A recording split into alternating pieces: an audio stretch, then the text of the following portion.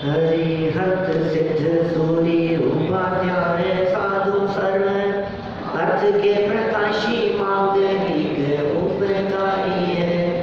तिनको स्वरूप जान राग से भई जो भक्ति खाए को नवाई स्तुति को जारी है। धन्य धन्य तिन्हीं से काज सब आज भये कर जोड़ बारे बारे वंदना हमारी है। मंगल कल्याण सुख है सो हम चाहत है। हो मेरी ऐसी दशा जैसी तुम धारी है। हो मेरी ऐसी दशा जैसी तुम धारी है। हो मेरी ऐसी दशा जैसी तुम धारी है। क्षत्र चूड़ामणि नामक इस ग्रंथ के आधार से यहाँ 8वें लंब के अंतर्गत एक नई कथा कल शुरू हुई थी, जिसमें राजा दृढ़मित्र के सामने आकर अनेक ग्वाले वे रोने और चिल्लाने लगे कि हमारी गायों को कोई चुरा करके ले गया। यह सुनते ही राजा दृढ़मित्र को अंदर में ऐसा परिणाम आना ही चाहिए कि उनकी ऐसी हिम्मत चोरों की, तुम चिंता मत करो, मैं कुछ ना कुछ व्यवस्था जरूर करता हूँ। इतना कहना था कि बात को सुनते ही जीवनधर कुमार वे जंगल की ओर दौड़ पड़े गायों को छुड़ाने के लिए, चोरों से छुड़ाने के लिए। तो यहाँ कुछ नीतिकारों की बात कही गई कि भाई ये सहज ही इस तरह का स्वरूप है कि जहाँ तिरस्कार और अपमान होता है तो वहाँ व्यक्ति बौखला जाता है। माने तिरस्कार और अपमान को कोई बर्दाश्त नहीं करता, चाहे वो साधारण व्यक्ति ही बर्दाश्त नहीं करता तो जो सामर्थ्यशाली हो वो कैसे बर्दाश्त करे इस बात को, वो तो हो ही नहीं सकता। देखिए फिर चोर कोई और नहीं जीवनधर कुमार के मित्र ही थे। यहाँ से बात को आगे बढ़ाते हैं। ऐसा कैसे हो गया? आगे पढ़ेंगे तो पता लगेगा कहानी क्या है। दस्य गोपी गवां तत्र मित्रान्वेया भवन विभो एदोगवेशिभिर्भाग्ये रत्नं चापि लभ्यते। वहाँ गायों को पकड़वाने चोर भी जीवनधर कुमार के मित्र ही थे। गायों को पकड़ने वाले चोर भी जीवनधर कुमार के मित्र ही थे। निश्चय से सद्भाग्य का उदय होने पर लकड़ी ढूंढने वालों को भी रत्न मिल जाता है। ये क्या कहाँ से नीतियाँ लेकर के आते हैं। सच में जिसका भाग्योदय होना हो वो काम करना चाहे इतना सा और मिल जाता है इतना, ऐसा हो जाता है। अपन ने कल्पना भी न की हो ऐसा कार्य सहज ही हो जाता है। अरे तो भाग्य की बात है। मैंने बताया था ना एक बार आपको, मेरे कुछ शेयर्स पड़े थे पुराने, 1000-2000 उनकी कीमत थी और वो तो डूब ही गए थे, कोई मतलब ही नहीं था उनसे। तो 1995 के रखे हुए थे साहब। और अचानक ही ऐसा हुआ कि कोई मिले मेरे को और बतलाया ऐसा, और फिर देखा उनकी कीमत वगैरह और सब कुछ, तो 1,68,000 रुपये मिले उसके। हाँ नहीं, आ भी गया, पैसा भी आ गया था। 2 साल पुरानी घटना है। उम्मीद भी, वही तो मैं कह रहा हूँ, रंच मात्र भी उम्मीद नहीं, कल्पना भी नहीं, उसका कोई विचार विकल्प भी नहीं, तो सोचा भी नहीं था कि ऐसा कुछ हो सकता है। ये ऐसा हो जाता है ऐसे ही। तो ये कह रहे हैं यहाँ पर कि भाई देखो, वो तो गए थे चोरों से लड़ने के लिए, गायें चुराने के लिए, और क्या हुआ, वो चोर नहीं निकले, वो इन्हीं के मित्र निकले। अब बात क्या है वो तो सामने आएगी अभी, देखें जरा क्या होने वाला है आगे। सरल अर्थ देखो, जीवंदर कुमार चोरों से गायों को छुड़ाने हेतु जब वन में पहुंचे तो उन्हें यह देखकर आश्चर्य हुआ कि चोर अन्य कोई नहीं उनके ही मित्र हैं जो जीवंदर कुमार से मिलना चाहते थे। लोग ऐसे तो मिलना बहुत कठिन है तो क्या करें, तो मिलना चाहते थे। चोरी तो एक बहाना मात्र था, वास्तव में पुण्योदय होने पर लकड़हारे को भी रत्नों की प्राप्ति होती है। ये तो नीतिकार कह रहे हैं। एक लकड़हारा ऐसी कहानी भी आती है, आपको पता है ना,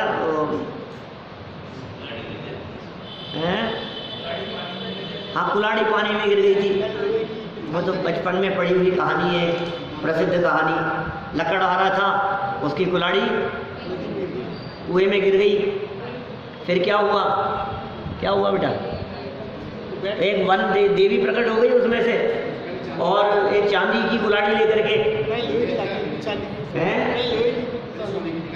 नहीं पहले चांदी की, बोले ये लो तुम्हारी कुल्हाड़ी। बोले नहीं ये मेरी नहीं है। चांदी की कुल्हाड़ी को देख करके उसको लोभ नहीं जागृत हुआ, तो वापस गई नीचे और सोने की निकाल करके ले आई कि ये चांदी की मैं नहीं माना तो सोने की मैं गई। बिल्कुल लगे बेईमान होगा तो सोने की कुल्हाड़ी लेकर के बाहर निकली। बोले ये लो तुम्हारी कुल्हाड़ी। बोले ये भी मेरी नहीं है। तो फिर दोबारा गई नीचे, वो फिर कहानी तो बढ़ानी हो तो कितनी भी बढ़ा लो उसको, लेकिन वो असली कुल्हाड़ी लेकर के आई तो वो उसने कहा कि हाँ ये लोहे की जो थी 5 रुपए वाली ये मेरी है। तो वो इतनी प्रसन्न हुई उसकी ईमानदारी से कि उसने वो जो सोने और लोहे की भी जो थी वो उसको भेज दी। हकीकत में देखे ना है ना, तो लेकिन वो हकीकत में होता तो है, लेकिन आपका भाग्योदय चाहिए। भाग्य यदि उदय होगा तो कुछ भी हो जाता है, ये समझ लो आप। भाग्य उदय हो तो आप 2 पैसे खर्च नहीं करो और आपके घर गाड़ी आकर के खड़ी हो जाए। भाग्योदय यदि हो, कुछ भी हो सकता है, आप कल्पना नहीं कर सकते हो आप क्या क्या हो सकता है। ये तो भाग्य की बात है, लेकिन ऐसा नहीं है। दुनिया ऐसा समझती है कि उसको सोने और चांदी की कुल्हाड़ी मुफ्त में मिल गई। कुछ भी मुफ्त में नहीं होता है इस दुनिया में, मुफ्त में कुछ नहीं है साहब। लोगों को तो ऐसा ही लगता है फ्री में मिल गया इनको, तो कुछ भी नहीं था। हमारे पीयूष जी है ना, उनके लॉटरी में मारुति निकल गई थी। आज के कोई कितने 15 साल पुरानी बात होगी, ज़्यादा भी हो सकते हैं, 15 साल पहले। उस समय तो मारुति तो मतलब चलाते थे लोग, अब तो कोई समझता ही नहीं मारुति को कोई कुछ। तो वो मारुति निकली किसमें कि पोस्ट ऑफिस की कुछ वो जमा थी उनके, उसके कूपन में उनके मारुति निकल गई। तो मैं कभी ये बात कहता हूँ तो अरे यार फ्री में कुछ नहीं किया उन्होंने, तो मुफ्त में ही निकल गई। मुफ्त में नहीं, जो चीज़ मिली है उस चीज़ के मिलने के पीछे जैन साहब उतना पुण्य उनका खर्च हुआ है। आगे पुण्य का बैलेंस तो था ही ना, बिना पुण्य के बैलेंस के कोई चीज़ मिलती थोड़ी ना। जो चीज़ मिली है वो पुण्य का बैलेंस खर्च करने पर मिली है।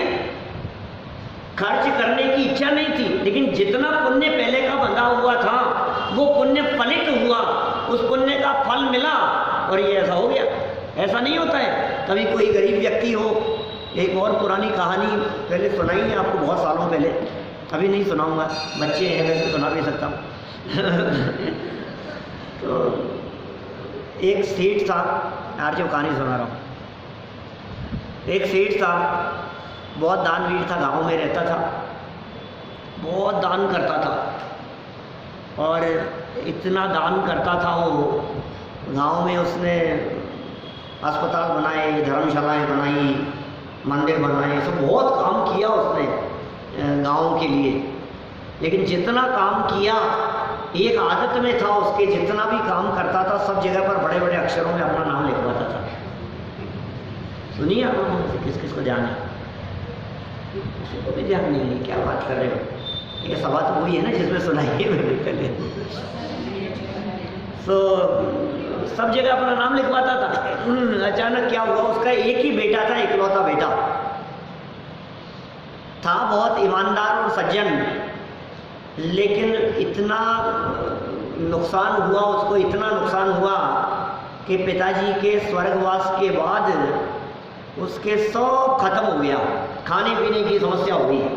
मकान थे वो घर के जो भी थे, वो भी पुराने मकान। अब मकान थोड़ी ना खाएगा, क्या मकान थोड़ी ना खाएगा वो, तो क्या करें। बोले पिताजी ने इतना सब काम किया है, एक काम करते हैं, इसकी एवज में अपने जो राजा हैं उन राजा से जाकर के कुछ मांग लेते हैं, तो थोड़ी बहुत कुछ व्यवस्था हो जाए अपने लिए।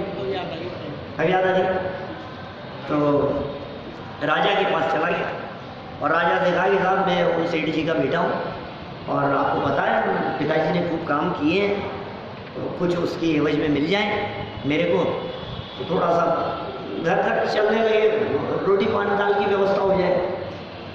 तो राजा ने कहा कि ठीक है कोई बात नहीं, मेरे पास में एक यहाँ पर तराजू है, क्या वो कितना बैलेंस है तुम्हारे उसमें पुण्य का, तो वो देख लेते हैं उस तराजू में, तुम क्या चीज़ देना चाहते हो उसका पर्ची लिख करके इस तराजू में रखो, जितना इसका वजन आएगा उसकी एवज में तुम्हारे को सोने चांदी की मोहरें रत्न तुम्हारे को दे दी जाएंगे, जितना भी आएगा।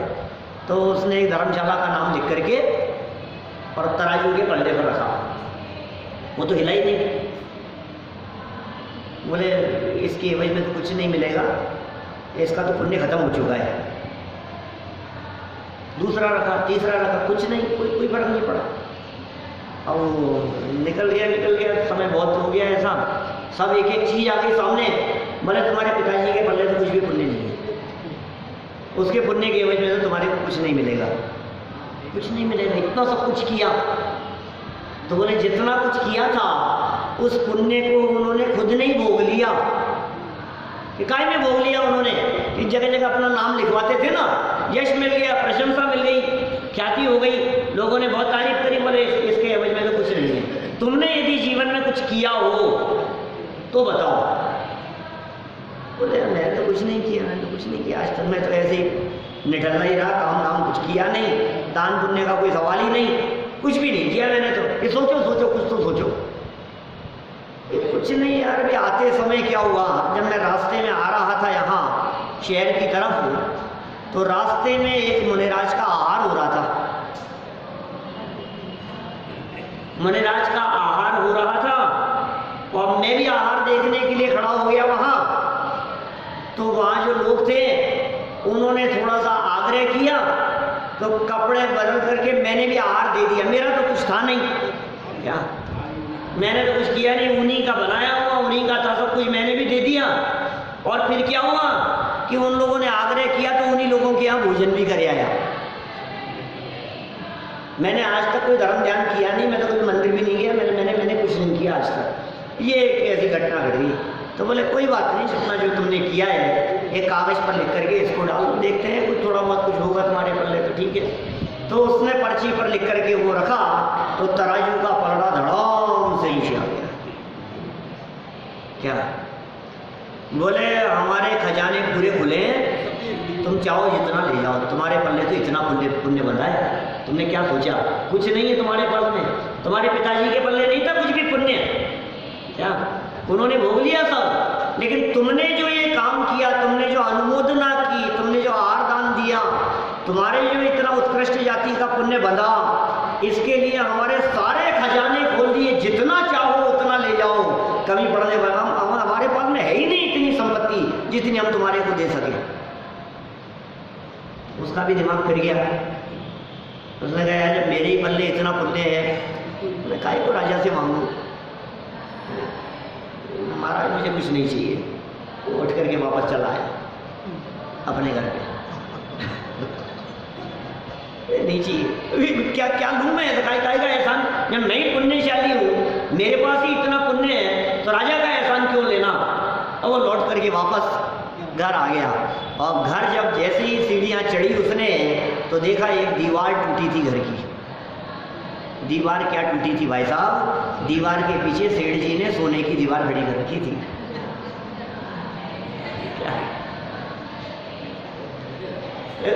सेठ जी ने इतना पैसा कमाया, दुनिया भर में दान पुण्य तो किया ही, लेकिन अपने दीवार के पीछे सोना इतना खड़ा कर रखा था।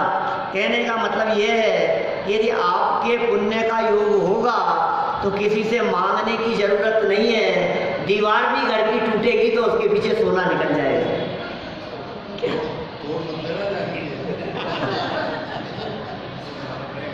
तोड़ लोगे तो नुकसान और हो जाएगा और कुछ नहीं होगा यदि भाग्य में नहीं हुआ तो। कुल मिलाकर के बात यह है कि अपने अपने पुण्य के उदय से सारे जगत में इस जीव की व्यवस्थाएं होती है। उसके लिए स्वयं का ही पुण्य चाहिए, किसी दूसरे के पुण्य के उदय से काम नहीं होता। कोई ये सोचे कि पिताजी के पुण्य का मुझे मिल गया, कोई ये सोचे उनके पाप का फल मुझे भुगतना पड़ रहा है, इस दुनिया में ऐसा नहीं होता है। अपने अपने पुण्य और पाप का फल सबको मिलता है। यहाँ व्यक्तिगत चीज है, सबके खाते अलग अलग हैं, सबके अकाउंट्स अलग अलग हैं, किसी का किसी से कुछ लेना देना नहीं है। सबका इंडिविजुअल अकाउंट होता है, इनकम टैक्स की फाइलों जैसा। क्या वाइफ की फाइल अलग है तो हस्बैंड की फाइल अलग है, बच्चों की अलग अलग फाइलें हैं। जिसकी फाइल में जितना है कर्मों की फाइल में, उसके हिसाब किताब में उसको उतना ही मिलेगा। ऐसी व्यवस्था है। लकड़हारे जैसा व्यक्ति भी, गरीब व्यक्ति भी भाग्योदय हो जावे तो उसे अरबों खरबों की संपत्ति मिल जाए, ऐसा सहज ही हो जाता है। अरे ऐसी ऐसी तक घटनाएं मिलती है कि किसी राज्य में राजा का स्वर्गवास हो गया और कोई उत्तराधिकारी नहीं था, तो क्या करें? बोले सुबह नगर के दरवाजे खुलेंगे, सबने मिलकर के नक्की किया और जो पहला व्यक्ति बाहर से आ रहा होगा उसे नगर का राजा बना दिया जाएगा। ऐसे भी किस्से मिलते हैं। बोलो, अपने यहाँ भी चार दीवारी दरवाजे बंद हो जाया करते थे 60 साल पहले। सांगानेरी गेट बंद हो जाता था, गेट बंद हो जाता था। सांगानेरी गेट, अजमेरी गेट, उधर से घाट गेट, इधर से चांदपुर गेट, चारों तरफ से दरवाजे बंद हो जाते थे। जयपुर शहर इतना सही था शहर, और सुबह खुलते थे 6 बजे और रात को 10 बजे बंद होते थे। जिन्होंने दरवाजे खुले और बंद होते हुए देखे, ऐसे कई लोगों से मिला हूँ। आप लोगों ने देखे क्या किसी ने? बाबूजी बताते थे मुशर्रफों वाले। क्या आज भी हैं, वो कॉलोनी में शिफ्ट हो गए यहाँ से, और वो बतलाते थे इस तरह की बात। अब मेरे ताऊजी बतलाते थे, 94-5 के होकर के डेथ हुई 3 साल पहले। आज वो जिंदा होते तो 100 साल उम्र होती ताऊजी की। क्या तो मैंने वो बतलाते थे, घटनाएं सुनते थे हम, इस तरह की चर्चाएं। नगर के बाहर से कोई व्यक्ति आया, उसको राजा बना दिया। लो, जयपुर की घटना नहीं है, लेकिन ऐसा होता था पुराने जमाने में। और सुनो, कोई व्यक्ति राजा भी बन जाए, कहानी को घुमा रहा हूँ दूसरी। उसको राजा बना दिया गया, अब उठाड़ पाड़ से रह रहा है। 1 दिन हो गया, 2 दिन हो गया, राज तिलक हो गया उसका, सब कुछ हो गया, मेवा मिष्ठान सब खा रहा है। तो उसके जो फटे पुराने जो कपड़े थे ना और सूखी रोटियां थी, वो बार बार ले जाता है और उनको संभाल करके रखता है, संभालता है उनको। तो एक दिन मंत्री जी ने पूछ लिया कि राजन ये सब काय को संभाल गए, इनकी क्या जरूरत है? अब तो आप यहाँ के राजा हो। कि नहीं नहीं, जिस दिन यहाँ से मुझे वापस जाना पड़ेगा ना, उस दिन फिर काम आएंगे ना। अरे तुझे पता नहीं है कि तू किस पद पर आ गया है। कोई भिखारी हो और उसे राजा बना दिया जाए, उसे थोड़ी ना पता है कि राजा क्या होता है। उसे ये नहीं मालूम मैं कौन से पद पर आ गया हूँ, तुझे अंदाजा नहीं है। ये सोचता है संपत्ति को इकट्ठा कर रहे। तुझे जिस आनंद की चर्चा यहाँ बतला रहे हैं, तुझे इस बात का ठिकाना नहीं है। तुझे मुक्ति का साम्राज्य मिलने वाला है, तुझे मोक्ष पद की प्राप्ति होने वाली है, तो इस 3 लोक का नाथ भगवान बन जाएगा। ये परमात्मा बनने का मार्ग बतलाया जा रहा है। ये सम्यक दर्शन माने राज तिलक की तैयारी, ये मोक्ष लक्ष्मी से विवाह होने की तैयारी चल रही है। तुझे वो सारा साम्राज्य मिलने वाला है। और ये कहता है नहीं नहीं, फिर भी मुझे मोक्ष यदि पसंद नहीं आया तो फिर टीवी तो रख लूं साथ में। अरे मूर्ख, तुझे पता है तू टीवी की बात सोच रहा है, वहां ज्ञान में ऐसा टीवा लगा हुआ है कि सारा लोग अनादि अनंत सारी मूवी दिखती है उसमें। तो कौन सी पिक्चर देखने की बात कर रहा है? तेरे को मोबाइल चाहिए, तेरे को इंटरनेट चाहिए, नहीं नहीं फिर भी गूगल तो चाहिएगा ना, मतलब कुछ कुछ तो इंटरनेट फैसिलिटी है। तो इंटरनेट फैसिलिटी की बात कर रहा है। केवल ज्ञान में अनादि काल से अनंत काल तक के सारे गेट झलकते हैं, उसका नाम है केवल ज्ञान, उसका नाम है परमात्मा अवस्था। भरोसा कर उसके ऊपर, विश्वास कर। क्या हो सकता है कि साहब मैं तो गरीब आदमी हूं, मुझे क्या होगा? बोले सुन, गरीबी और अमीरी से फर्क नहीं पड़ता इसमें। जब डिसाइड ये किया गया कि नगर के बाहर से आने वाले पहले व्यक्ति को राजा बना दिया जाएगा, ये नक्की किया गया सारे मंत्रियों ने मिलकर के, तो नगर के बाहर से कोई भिखारी आ रहा हो चाहे कोई सेठ आ रहा हो, इससे फर्क नहीं पड़ता। चाहे फटे कपड़े पहन करके आ रहा हो, चाहे महंगे कपड़े पहन करके आ रहा हो, बोलो, चाहे फटे टूटे चप्पल पहन करके आ रहा हो, चाहे महंगे गहने जेवर पहनकर, कोई क्या फर्क पड़ता है उससे? ये तो बाहरी वेश है। हाँ इतना है, मनुष्य गति का होना चाहिए। बाहर से गधा आ रहा हो तो उसको थोड़ी राजा बना देंगे कि साहब गेट खोलते ही पहले सबसे पहले बाहर से गाय अंदर आ गई, अब क्या करें? ऐसा थोड़ी होगा। ये शर्त है, सम्यक दृष्टि होना चाहिए। मनुष्य गति का जीव हो, सैनी पंचेंद्री हो, सम्यक दृष्टि हो, वेद विज्ञानी हो, आत्मानुभवी हो, बोले मुक्ति का साम्राज्य प्राप्त करने का अधिकारी है, ये मिल सकता है तुझे। नहीं कह रहे हैं आप कब किस्मत बदल जाए, कब भाग्य बदल जाए, कब बदल जाएगी? कि बरसों से किस्मत बदलने का मौका मिल रहा था। लोग ये कह रहे थे, कई लोगों ने कही बड़े मंदिर जाया करो, कई लोगों ने कहा, और हम जाते भी थे और इधर दर्शन करते थे और इधर से सीढ़ियां उतर करके चलती रहती थी, सभा उतर करके चले जाते थे। क्या कई बार कहते थे अब चला करो, अरे तो बैठो तो सही, आप बैठो। अरे नहीं हमारे समझ में नहीं आती ये सब ऊंची ऊंची बातें हैं, तो प्रवचन की प्रवचन हमारे पास की बात नहीं है, कभी नहीं सुना हमने। फिर क्या हुआ? ये कह रहे हैं भाई साहब किस्मत बदलने का काल आ गया ना, क्या तो आपको पता नहीं है आपको क्या चीज़ मिल सकती। अब आप कहो साहब हमें तो आते हुए 2-5 साल हो गए, आज तक तो कोई पैसा मिला नहीं, कोई पुराना गड़ा हुआ धन मिला नहीं, और अब तुम कह रहे हो कि कोई पुण्य का उदय ऐसा आ जाता है कि सुनो भाई, ये मिलता हुआ दिखा नहीं, लेकिन आपके बैलेंस में वो सब चढ़ रहा है पुण्य।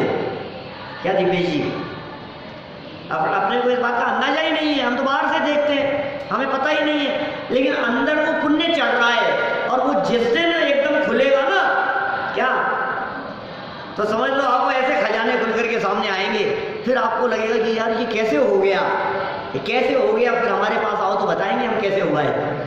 क्या ये ऐसे हुआ है। ये देखो जीवनधर कुमार का क्या हुआ, ये तो पुण्योदय था, ऐसा बहाना तो क्या था, चुराने का, गायें चुराने का, और पुण्य का उदय था तो लकड़हारे को भी रत्नों की प्राप्ति हो जाए, ऐसा नीतिकार कह रहे हैं। विशेषार्थ पढ़िए नीचे। जीवनधर कुमार के मित्रों का तो जीवनधर कुमार से मिलने का प्रयोजन था, गायें चुराने का नहीं।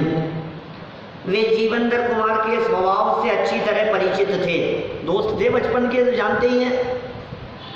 वे जानते थे कि जीवनधर कुमार को गायों की चोरी का पता चलेगा तो वे गायों को छुड़ाने अवश्य ही जंगल में आएंगे, इन्हें पता लग गया तो। इस प्रकार सहजी मित्र से मिलना हो जाएगा। जीवनधर कुमार का भी विशिष्ट जाति का पुण्योदय था कि इस प्रसंग में भी मित्रों से उनका सहज मिलना हो गया। देखो भाई, ये तो पुण्य के उदय की बात बतला रहे हैं, लेकिन सच्चाई तो यह है कि जिन ज्ञानी धर्मात्मा जीवों को अपने स्वभाव का लक्ष्य हो जाता है, जिन्हें अपने आत्म स्वभाव का अवलंबन होता है, उन्हें पुण्य के उदय का आकर्षण दिखाई नहीं देता। ये पुण्य का उदय तुम्हें संपत्ति दिला सकता है, ये पुण्य का उदय तुम्हें वैभव दिला सकता है, ये पुण्य का उदय तुम्हें बाह्य अनुकूलताएं दिला सकता है, लेकिन बाहर में सुख है नहीं ना।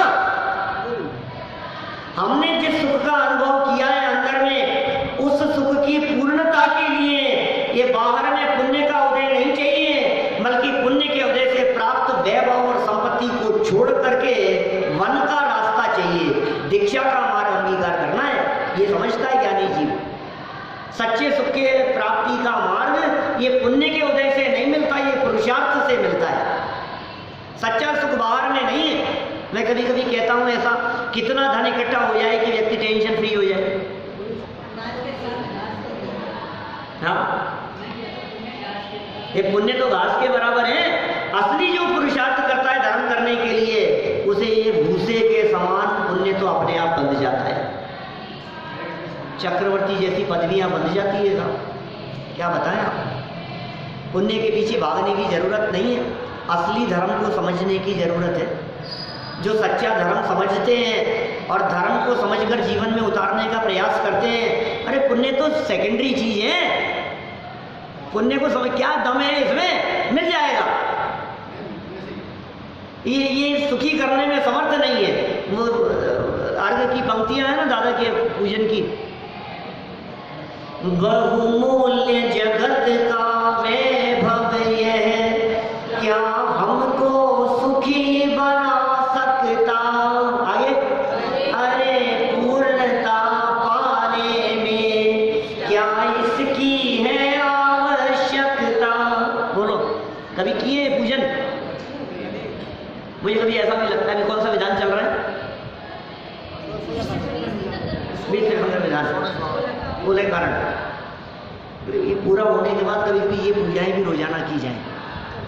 माने एक बार ऐसा भी कुछ चलाया जाए कि 3-3 दिन करें एक एक पूजा को, जिससे वो शब्द जो है ना, जिन्होंने की नहीं है कभी पूजन, जैन साहब जैसे, तो उनको ये इन पूजनों के शब्द थोड़े से कभी, या वीक में एक दिन, महीने भर तक ऐसा करो, ये वीक में एक दिन ये वाली पूजन करेंगे। 7 पूजनें ले लो जो प्रमुख पूजाएं हैं, मंडे से लेकर के और संडे तक 7 दिन तक अलग अलग ये पूजाएं करी। ऐसा 1 महीने चलाओ, फिर भले जो भी करना हो उसको करो, लेकिन ये कम से कम 5-7-10 बार ये पूजा करो, तो आपको इन पूजाओं के भाव, इन पूजाओं की पंक्तियाँ और इनका रहस्य वो ख्याल में आएगा। बहुत मर्म भरा हुआ है। अभी तो क्या होता है, वो विधान चलता है ना, वो पंक्तियाँ याद नहीं होती, वो तो करके निकल गए अपन तो आगे, फिर 5-7-10 साल में कभी वो लाइन दोबारा पढ़ेंगे, तो फिर वो शब्द जो दिमाग में गूंजने चाहिए वो नहीं हो पाता। क्या दीपेश जी, बहुत गजब की पूजाएं हैं, एक एक लाइन इतनी गजब की है। पूजा तो पूजा है, उसमें क्या है, किसी की भी लिखी हुई हो। आज जो भी हम पूजाएं करते हैं हमारी पूजन की किताबों में, चाहे पूजा पाठ संग्रह हो, चाहे पूजन प्रदीप हो, चाहे जो भी किताब है, उसमें जो भी हम करते हैं नित्य नियम पूजन संग्रह है, तो वो पूजाएं 50 साल पहले लिखी है किसी ने 70 साल पहले लिखी है, किसी ने 80 साल पहले लिखी है। और क्या है, इससे ज़्यादा कहाँ मिलती है? ध्यानत राय जी की मिलती है, बुधरलाल जी की मिलती है पूजन, वृंदावन दास जी की मिलती है पुरानी पूजाओं में। तो बदल बदल करके करो, आनंद आएगा। लाइन क्या बोली मैंने, बहुमूल्य जगत का वैभव ये, क्या हमको सुखी बना सकता। प्रश्न चिन्ह खड़ा कर दिया पहली लाइन पर। सारे जगत का बहुमूल्य वैभव, निर्णय करना, विचार करना, क्या ये हमको सुखी बना सकता है क्या? जिनके पास ज्यादा धन इकट्ठा होगा, क्या वे ज्यादा सुखी हो जाएंगे? जिनके पास में ज्यादा संपत्ति होगी, क्या वे ज्यादा सुखी हो जाएंगे? क्या सुख का मापदंड धन से हुआ करता है? ऐसा नहीं है, इस गलत फहमी में मत रहना। सुख का संबंध धन से नहीं है, सुख का संबंध अंतर से है, सुख का संबंध ज्ञान से है। एक बात के ध्यान रखना है कि हमेशा, ज्यों ज्यों ज्ञान बढ़ता है त्यों त्यों सुख बढ़ता है। ख्याल में आ रही है बात? साध्य ज्ञान जैसे जैसे बढ़ता जाएगा ना, वैसे वैसे सुख बढ़ता जाएगा। ये फॉर्मूला है। लौकिक ज्ञान भी जैसे जैसे बढ़ता है वैसे आनंद आता जाता है। आपकी किताबों का ज्ञान है ना, स्कूल में पढ़ते हैं, क्लास 5th में पढ़ते हो, चाहे 7th में पढ़ते हो, चाहे 9th में हो, 10th में हो, जो भी आपकी क्लास में पढ़ते हो, आपको अपने सब्जेक्ट के बारे में जैसे जैसे ज्ञान बढ़ता जाएगा, मैथ्स के सवाल हैं, अब आपको जैसे जैसे वो सॉल्व करना आ गया, वैसे वैसे आपको खुशी होती है, आपका आनंद आता है। आपको कोई क्वेश्चन दिया गया, वो क्वेश्चन सॉल्व करने में आपको 5 मिनट लगे क्या, और आपके क्लास वाले सब बैठे हुए हैं, सबको 5 मिनट लग रहे हैं करने में, और आपने क्वेश्चन सुना और ऐसे जवाब बता दिया, तो देखो आप कैसे उछलते हो। समझ में आ रही है बात? माने ज्ञान के साथ में सुख का संबंध है। आज जब कोई भी ज्ञान हो, ज्ञान कभी भी नुकसानदायक नहीं होता, इसलिए जितना संभव हो सके ज्ञान प्राप्त करने के क्षेत्र में निरंतर जागरूक रहना चाहिए, सावधान रहना चाहिए, चाहे वो कहीं से भी मिले ज्ञान। वो था ना रेंचो, कौन था? हैं? कौन था भाई? रेंचो को नहीं जानते आप लोग? 3 इडियट्स वाला, 3 इडियट्स वाला हैं? वो क्या करता था? जहां भी क्लास चल रही होती थी उसमें जाके बैठ जाता था। कुछ सब जगह पर ज्ञान मिल रहा है, सब जगह पर ज्ञान बह रहा है, जहां से मिले वहां से हासिल कर लो बस। फिर क्या हुआ? लास्ट में क्या बताया? क्या नाम था उसका? फुनसुक वांगडू है। 400 पेटेंट थे उसके नाम। बोलो ऐसा साइंटिस्ट। और वो देखने वाले देखे मास्टर जी क्या? अरे भाई तुम्हें पता नहीं है, ये सारी कीमत ज्ञान की है। एक काम किया उसने, नंबरों के लिए कभी नहीं भागा। नंबर के पीछे मत भागो, पोजीशन के पीछे मत भागो, टॉप करेंगे इसके लिए नहीं भागना है, कितनी परसेंटेज बनी है इसके लिए नहीं भागना है। एक काम करना है बस, क्या? ज्ञान चाहिए हमारे को, हमें तो समझना है, हमारे दिमाग में तो कंसेप्ट क्लियर होना चाहिए। ये चीज हमने समझ ली ना, आपका ज्ञान बढ़ता चला जाएगा, ज्ञान बढ़ेगा तो आनंद बढ़ता चला जाएगा। ये तो मैंने लौकिक में कही है बात। अब यदि ये पारलौकिक ज्ञान और आनंद की बात करो तब तो आप कल्पना नहीं कर सकते हो। सुख पावे संतोषी प्राणी, जैसे भेद विज्ञान होता है ना, इसमें सुख नहीं है, इसमें आनंद नहीं है, तो फिर जो आनंद आता है ना अंदर का, वो आनंद कुछ अद्भुत है। वो वही आनंद है जिसकी मैंने कल बात कही थी, वही भगवान महावीर वाला, वही भगवान वाला, वो आनंद। कैसी बात कर रहे हो आप? वो आनंद मिलता है। ये बात ही भी गजब की है। तो चलो देखो क्या कह रहे हैं अपन, कहाँ तक पहुँच गए? यहाँ मित्र मिल गए, सहज ही ऐसा आनंद आ गया। दोस्त मिलते हैं तो आनंद तो आता ही है ना।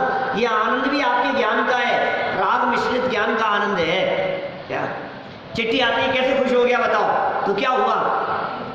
थोड़ा सा ज्ञान हुआ ना, वापस पता लगा ना, खुश हो जाता है व्यक्ति। आपके फील्ड में भैया, आपको यदि नॉलेज है अपने फील्ड की, आपको यदि नॉलेज है ज्वेलरी की, आपको यदि नॉलेज है कपड़े की, क्या आपको जो फर्नीचर की नॉलेज है, आपको ज़मीनों की नॉलेज है, तो फिर आप देखो उसका बेनिफिट मिलता है, आनंद मिलता है।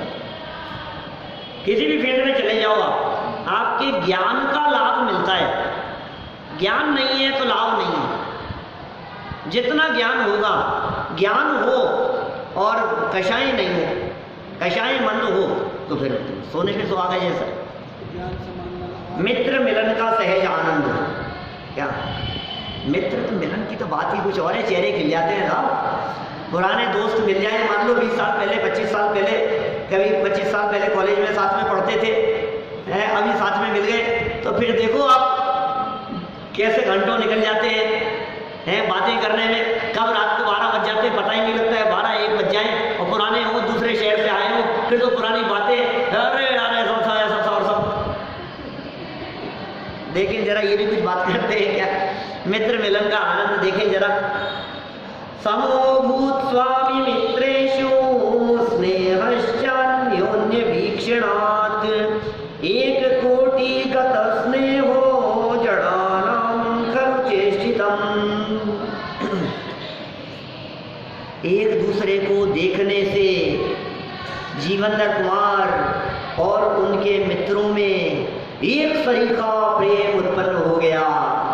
चेहरे खिल गए, बत्ती सी खिल गई, मुस्कुराहट दिखाई देने लगी। क्या जब 4 मिले 64 खिले, और 20 मिले कर जोड़, और मित्रों ऐसे मिलन थे हर्षत 7 करोड़। जैन साहब सुना है ना? नहीं सुना? नहीं सुना? राजेश जी आपने नहीं सुना? नहीं समझ में आया? तूने तो सुना है बेटा, तूने भी नहीं सुना? ले जाओ वही है। चल, तो क्या कह रहा हूं मैं? 4 मिले 2 और 2 4। जैसे 4 आंखें मिल गई ना, 4 मिले तो क्या होता है? जैसे ही निगाहें मिली जावड़ा जी साहब 64 खिले, 32 इधर की और 32 उधर की। जैसे ही 4 मिल गए हैप्पी, ये 2 आंखें, और मिलते ही क्या हुआ? एकदम चेहरा खिल गया। अजय भैया 4 मिलते ही 64 क्या चीज है? 32 यहाँ की और 32 वहां के, तो 4 मिले 64 खिले, और फिर क्या हुआ? 20 मिले कर जोड़, कर माने हाथ, 5 और 5 10 तो इधर के और 10 जय जिनेन। क्या हुआ? 4 मिले 64 खिले और 20 मिले कर जोड़, और मित्रों ऐसे मिलन थे हर्षत 7 करोड़, 3.5 करोड़ रोम रोम पुलकित हो जाए इधर, और रोम रोम प्रसन्न हो गया सामने। साधर्मियों का मिलन होता है, और जय जिनेंद्र की जब मुद्रा होती है, आंखें मिलते ही चेहरा खिल जाता है, हाथ जोड़ के जय जिनेंद्र होता है, और रोम रोम प्रसन्न हो जाता है। और क्या बात है, ऐसा आनंद, यह आनंद आ गया। किसको किससे आनंद आ गया? वो जीवंदर कुमार ने मित्रों को देखा, और मित्रों ने जीवंदर कुमार को देखा, और दोनों के हृदय में एक साथ आनंद उत्पन्न हुआ। नीतिकार क्या कह रहे हैं? 1 कोटि को प्राप्त स्नेह अर्थात एक तरफा प्रीति मूर्खों की चेष्टा है, बुद्धिमानों की प्रीति इस प्रकार नहीं होती है। क्या? 1 कोटि मतलब एक तरफ, एक साइड प्यार है। क्या? ये मूर्खों की होती है।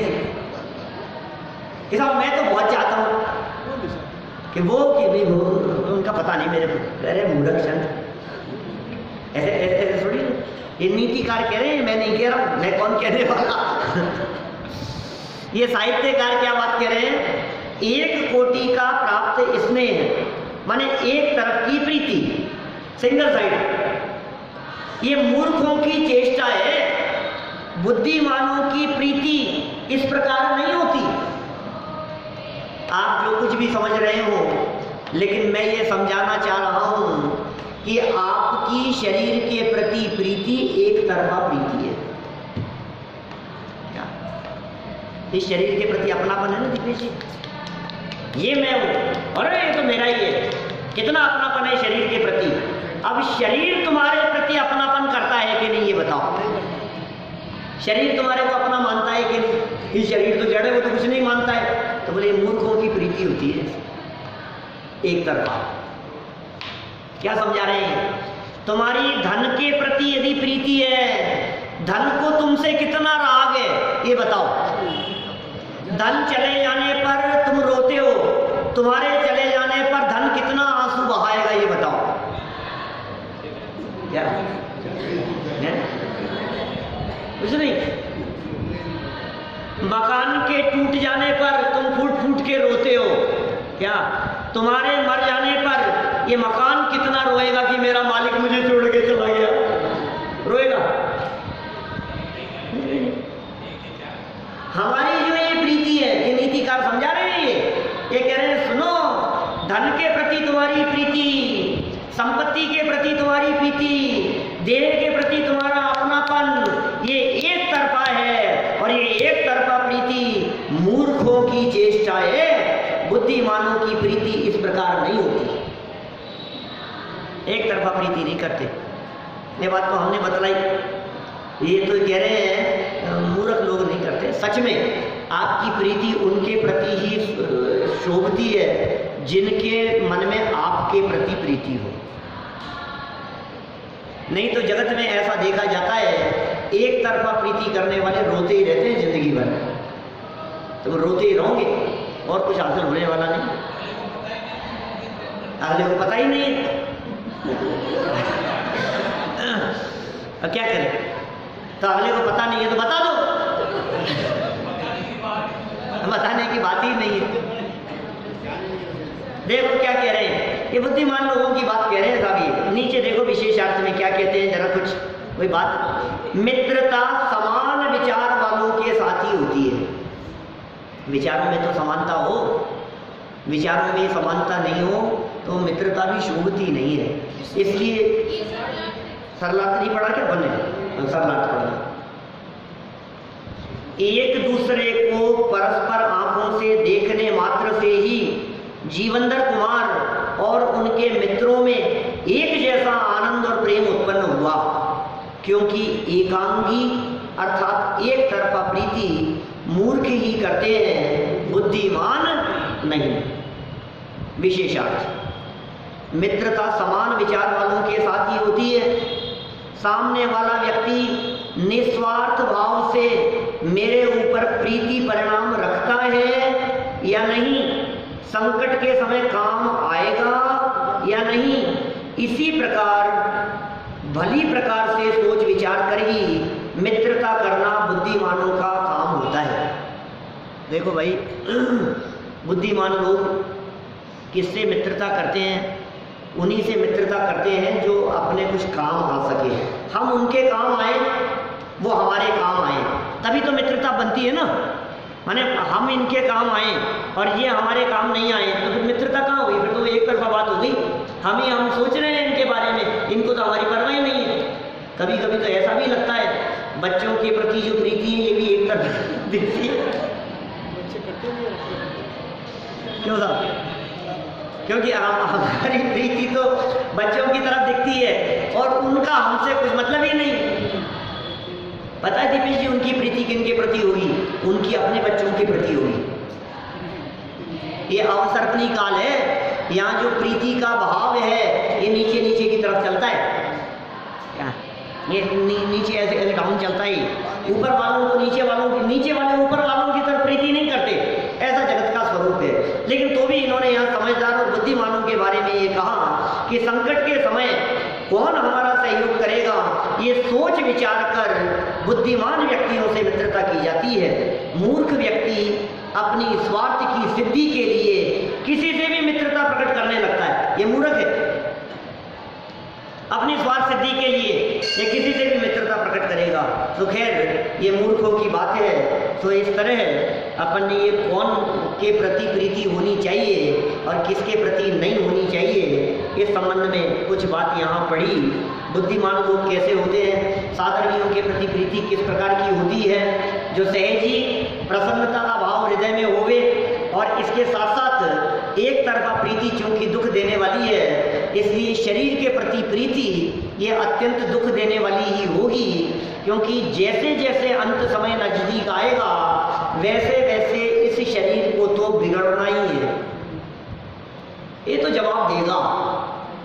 कान काम नहीं करेंगे, आंखें काम नहीं करेंगी, घुटने जवाब दे देंगे, उठा बैठा नहीं जाएगा, चला फिरा नहीं जाएगा। ये सब स्थितियां धीरे धीरे बनेगी, ऐसी परिस्थितियां। और आपकी जितनी इसके प्रति प्रीति होगी उतना आप दुख भुगतेंगे, कष्ट पाएंगे। और जहाँ वेद विज्ञान होगा कि ये शरीर मेरा है नहीं, ये तो भिन्न है, ये कल जाता हो तो आज जाए, मुझे क्या फर्क पड़ता है, ऐसा विचार जिसके हृदय में होगा वो कष्ट नहीं पाएगा। तो इसलिए सम्यक विचार और चिंतन पूर्वक हम अपना काल व्यतीत करें और निरंतर वेद विज्ञान का अभ्यास करने का प्रयास करें। इसी भावना से मैं बात को यहीं